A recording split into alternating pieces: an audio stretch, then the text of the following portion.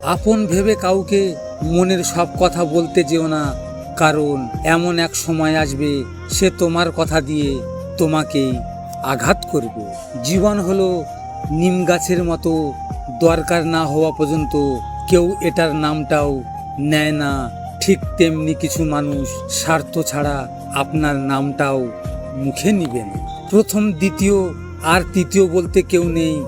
যে জীবনে শেষ পর্যন্ত পাশে থাকবে সেই হলো আসল ভালোবাসার মানুষ। কার জন্য কাঁদছো তুমি, কার জন্য এত মায়া? এ শহরে আপন বলতে শুধুই তো নিজের ছায়া। টাকা ছাড়া বন্ধু হয় না, চেহারা ছাড়া প্রেম হয় না, স্বার্থ ছাড়া কেউ খোঁজ খবর নেয় না। হ্যাঁ, এটাই হলো বাস্তবতা। একটা কথা কি জানো, যার দুঃখ প্রকাশ করার জায়গা নেই তার রাত জাগা ছাড়া কোনো উপায় নেই। লজিক মোটিভেশন থেকে আমি গোপাল। যদি আপনাদের সাথে এমন ঘটনা ঘটে থাকে তাহলে মন খারাপ করে বসে থেকো না।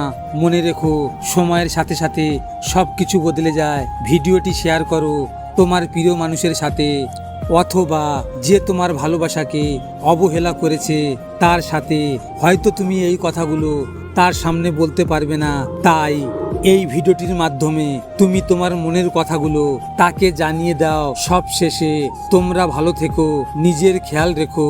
ধন্যবাদ।